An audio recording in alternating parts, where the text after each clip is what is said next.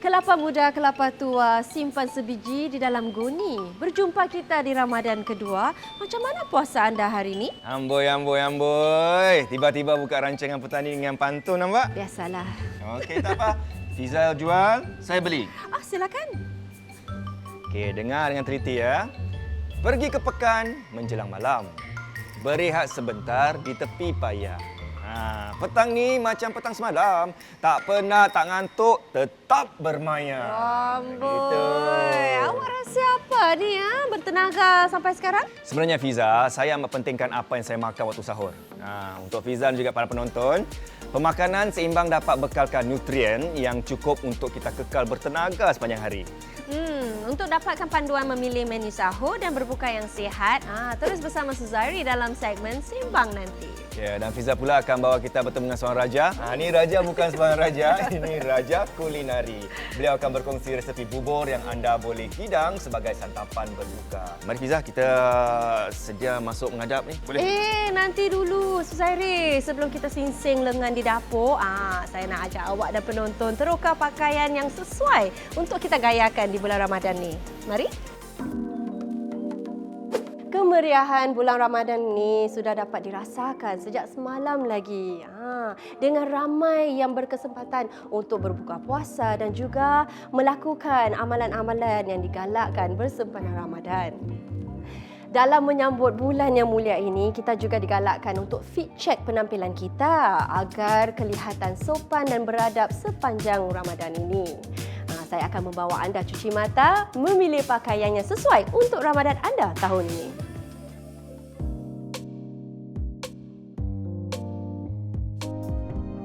Hai Syafiqah, apa khabar? Khabar baik. Syafiqah hari ini akan kongsikan tips bagaimana untuk memilih pakaian yang Ramadan ready bagi kaum wanita dan juga lelaki. Syafiqah, bila kita ingin memilih pakaian untuk solat tarawih, apakah faktor yang harus kita ambil kira? Pertama sekali, kita boleh memilih pakaian yang diperbuat daripada fabrik yang lembut dan selesa seperti rayon ataupun nida. Dan untuk kaum adam pula, kita boleh memilih fabrik yang cotton linen ataupun cotton kerana fabrik-fabrik ini boleh menyerap peluh. Sewajarnya kami memilih sesuatu yang labur dan longgar kerana jika ia tidak longgar, ia akan menghadkan pergerakan kita dan akan membuat kita tidak selesa ketika beribadah. Ada kaum wanita yang lebih suka siap dari rumah dan tidak ingin membawa kelengkapan solat seperti telekung. Jadi apakah pilihan lain untuk mereka? Mereka boleh mengenakan tudung seperti himar di mana mereka hanya perlu sarung sahaja. Tudung himar boleh dikenakan dengan sebarang pakaian yang longgar dengan jubah, abaya, dress ataupun kemeja dan skirt juga boleh. Baiklah. Ada ibu bapa yang menggalakkan anak-anak mereka untuk ikut ke masjid. Jadi apakah pakaian yang selesa untuk anak-anak kita? Saya akan memilih pakaian yang diperbuat daripada kain ironless seperti kain crinkle airflow. Senang untuk kita juga kan? Senang untuk kita dan kita juga boleh memastikan yang mereka sentiasa nampak kemas. Majlis iftar ni adalah satu-satunya aktiviti yang dinanti-nantikan sebab kita dapat berkumpul dengan keluarga dan juga rakan-rakan. Jadi apakah fashion yang sesuai dan sopan yang boleh kita gayakan bila ke majlis iftar, baik kaum wanita dan juga lelaki? Okay, bagi kaum wanita, mungkin saya boleh sarankan sesuatu yang lebih casual seperti dress ini. Ya, walaupun ia bukan jubah atau abaya, tapi ia tetap sesuai dengan Ramadan kerana ia labur dan longgar. Dan bagi kaum adam pula, mereka boleh mengenakan sesuatu yang lebih simple seperti baju ini. Ya, kerana ia nampak casual tetapi ia juga nampak macam baju Melayu. Kalau fit check dah sempurna dengan 3S, sopan, sesuai dan selesa, bolehlah muat naik OOT di Ramadan nanti. Semoga perkongsian tadi memberi anda inspirasi untuk memilih pakaian sesuai agar tampil sopan dan selesa di bulan Ramadan ini. Cakap soal pakaian, apa kata ambil kesempatan bulan ini untuk membudayakan amalan bersedekah. Anda boleh dermakan pakaian lama yang masih baik kepada mereka yang memerlukan. Sedekah bukan saja dari segi harta ataupun benda tau. Menyumbang tenaga dan keringat ke arah kebajikan juga dianggap sedekah. Untuk bahagian kedua cabar, apakah perkembangan selebriti kita dengan misi kebajikannya? Bagaimana mereka laksanakan misi mereka? Kita saksikan selepas rehat nanti dalam Warna Ramadan.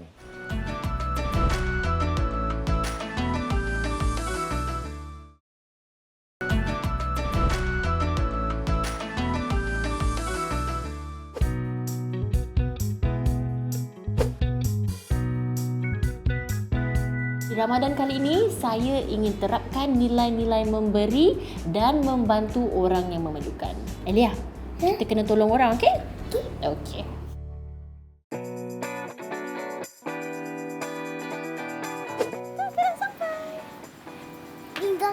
Dingdong.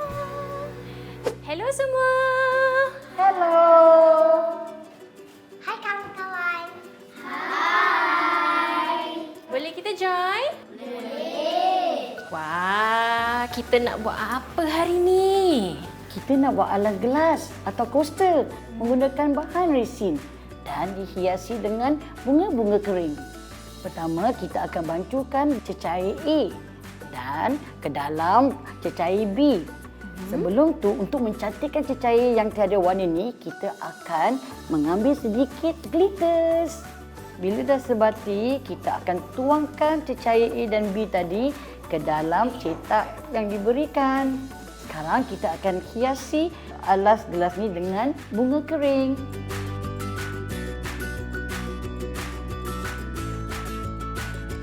Sekarang kita akan melalui proses pengeringan. Kita akan biarkan alas gelas ni selama berapa jam untuk dia kering. Kemudian kita akan melihat hasilnya.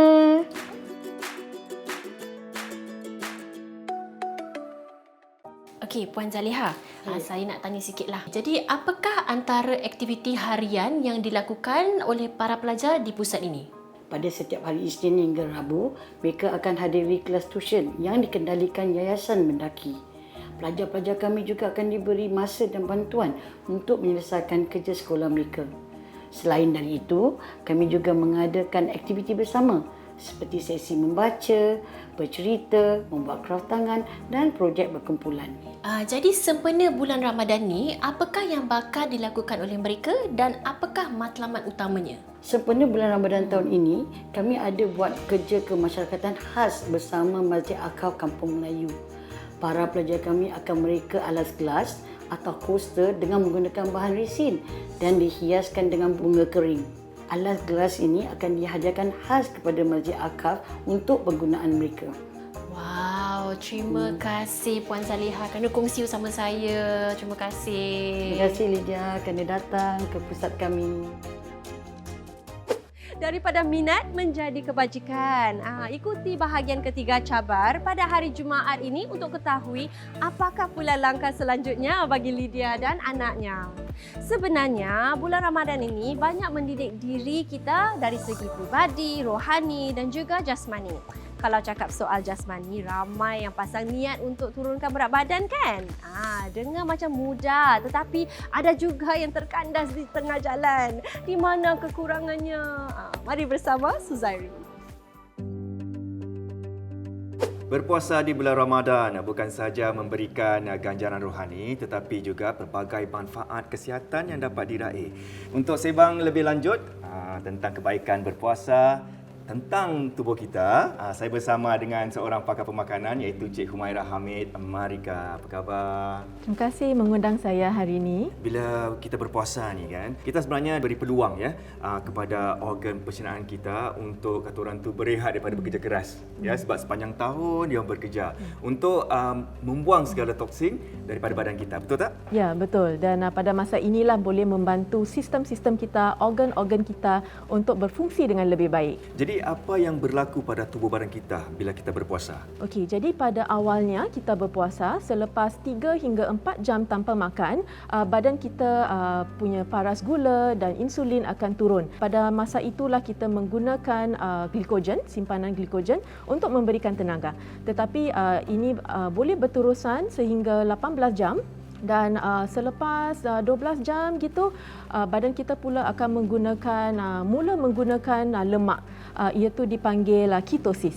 Okey, ketosis ya. So itu yang kita boleh lihat penurunan berat badan dan pembakaran lemak lah. Badan kita juga akan menggunakan asid amino daripada protein dalam otot-otot kita untuk memberikan tenaga. Bagaimana pula dengan autofagi? Ia berlaku dalam 12 jam atau lebih selepas berpuasa dan ia di mana sel-sel yang sudah rosak, sudah lama, tidak berfungsi dengan baik akan digantikan dengan sel-sel baru. Apakah kelebihan berpuasa dari segi kesihatan pula? Berpuasa boleh membantu kita yang ada kencing manis atau pra-diabetes, okey, untuk mengurangkan kadar gula mereka dan juga menurunkan insulin resistance, okey. Dan bagi mereka yang ada kolesterol tinggi, darah tinggi, ini juga dapat membantu mereka untuk mengawal penyakit kronik mereka. Cik Humaira, adakah manfaat berpuasa pada bulan Ramadan sama dengan puasa berkala ataupun lebih dikenali dengan intermittent fasting pada hari-hari biasa? Intermittent fasting, meminum air kosong atau air yang tanpa gula seperti kopi atau teh tidak dihadkan. Okay, jadi disebabkan itu, ramai yang memilih untuk bersenam, okay, apabila berpuasa berkala berbanding berpuasa Ramadan. Dan disebab itu, ini boleh meningkatkan jisim otot bebas atau fat-free mass untuk mereka yang berpuasa pada masa ini. Pada masa yang sama dapat menurunkan berat badan mereka dengan kawalan kalori. Dan bila bulan Ramadan ni ramai yang tanamkan motivasi untuk kurangkan berat badan, betul tak?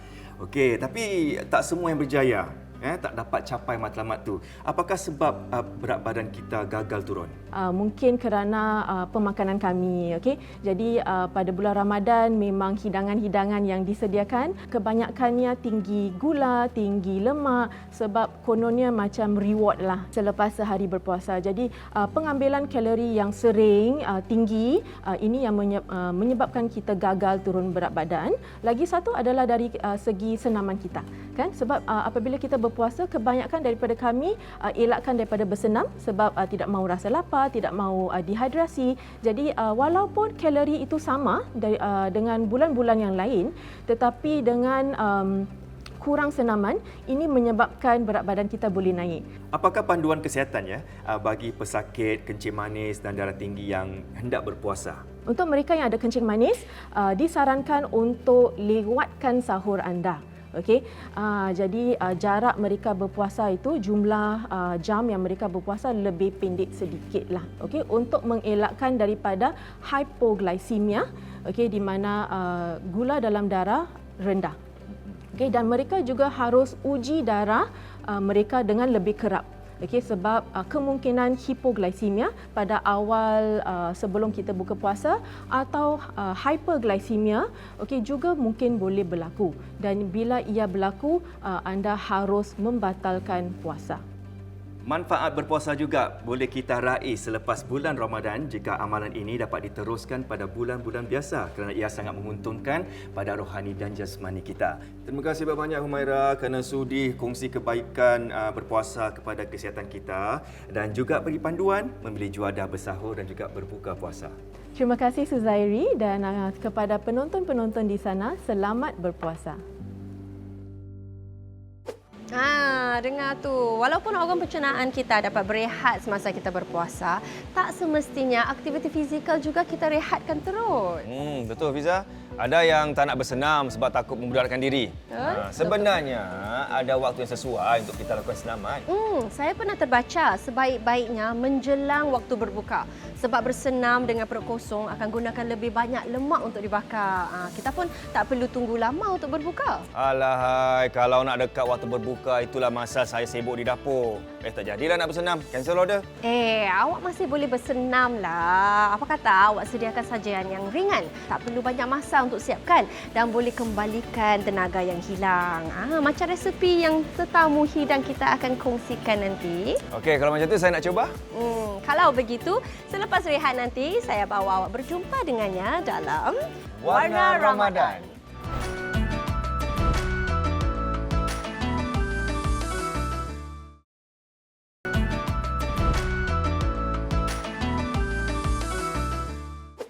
Mana Fiza ni? Nampak? Tadi dia kata nak bawa saya masuk dapur Warna Ramadan. Jangan-jangan dia dah pergi dulu tak? Tak baik.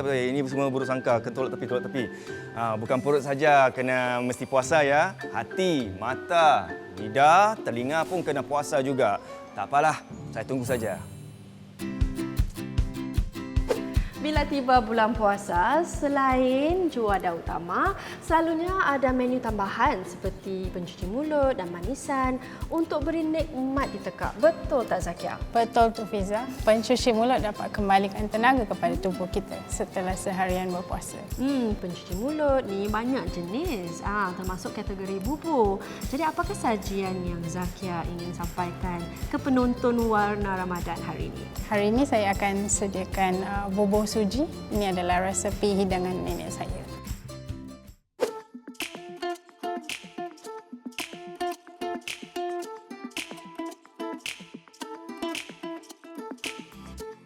Pertama sekali kita ada 5 ulas bawang kecil yang kita perlu hiris. Sebenarnya saya tak tahu tau yang bubur suji ni gunakan bawang. Dia orang menggunakan bawang kecil ni sebab untuk mendapatkan kemanisannya.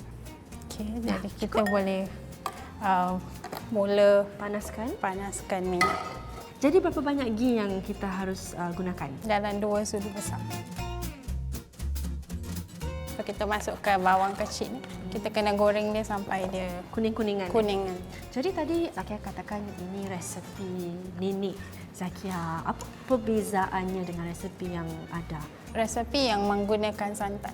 Tapi saya prefer yang susu full cream. Jadi kita gunakan ghee yang sama untuk goreng Kita bahan-bahan yang lain? menggunakan minyak sama. Sekarang ni kita gunakan padang. Gunakan padang juga. Jadi berapa banyak kita nak? Sebenarnya kacang ni dalam 1-2 sudu lah, tapi terpulang jugalah. Ada orang suka lebih kan. Pada saya kalau lagi banyak lagi sedap. Bubur suji ni kita boleh simpan tak dalam peti ais? Boleh. Dia boleh tahan dalam 1-2 hari. Macam dia dah warna coklat-coklat gini. Kita dah boleh angkat. Dah boleh angkat Ni gajus? kita kacang gajus ni kita goreng dalam 2-3 sudu besar. Selalunya kalau Zakia masak bubur suji ni di rumah, anak-anaknya pasti suka ya? Bukan saja anak-anak tapi semua orang sukalah saya lah. rasa. So kita dah boleh angkat. Sekarang yang kismis. Yang kismis kita boleh masak sama? Kismis ni boleh goreng sama-sama sesama ya? Jadi kalau dia dah bulat gitu, kita dah boleh keluarkan. Jadi sekarang kita akan mula masak bubur dia lah. Mula-mula kita masukkan 1 cup suji, setengah cawan susu lemak berkrim. Gula ni dalam 4 sudu besar. Lepas tu garam sikit saja, secubit gitu. Dan saya nampak saffron. Kita taruh sikit dulu. Lepas tu kita dah boleh masukkan air. Dan kita whisk dia. Bancurkan ya? Bancurkan sampai dia sebati. Kalau macam gini kira dah cantik. Dah cantik Kita dah boleh masukkan yang barang kita goreng tadi. Simpan sikit untuk hidangan. Jadi sekiranya kalau kita tak dapat konsistensi atau tekstur yang kembang macam ni, kita kurang apa sebenarnya? Air ataupun suji dia kurang lah. Jadi kita kena tambah as we go lah. Macam trial and error gitu. Jadi bila kita macam gini kira dah siap lah. Dah baik.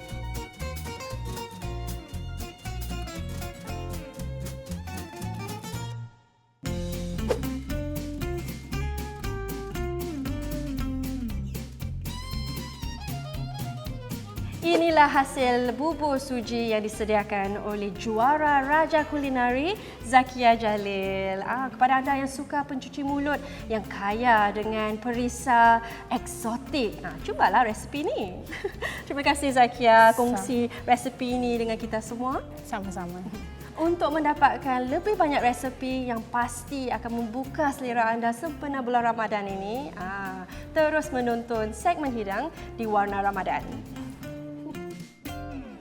Sampai hati awak Fiza, tinggalkan saya. Macam ni saya dah tak dapat nak capai apa tu? Ramadan goal saya tu nak belajar buat bubur suji. Janganlah sedih Suzairi. Hari ini baru Ramadan kedua. Banyak lagi masa untuk awak belajar menyediakan juadah sahur dan berbuka yang berbeza. Tak apa. Esok saya bagi awak peluang pula ya untuk turun padang dan ambil alih segmen hidang. Saya sebenarnya ni dah buat janji temu tau dengan seorang chef yang akan berkongsi sebuah hidangan tradisional. Saya suka semangat awak ya. Selain memasak, ada lagi satu matlamat Ramadan yang boleh awak cuba. Puasa gadget. Itu memang saya harapkan. Untuk ketahui bagaimana kita boleh menjaga lidah dan jari jemari kita pada bulan Ramadan ini, bersama saya dalam segmen Sembang Esok. Saya pula akan bawa anda menghias rumah menggunakan tema warna. Dapatkan panduannya dalam segmen Gaya. Ya, kita bertemu lagi esok 6 petang di saluran Suria dan Mi Watch dalam Warna Ramadan.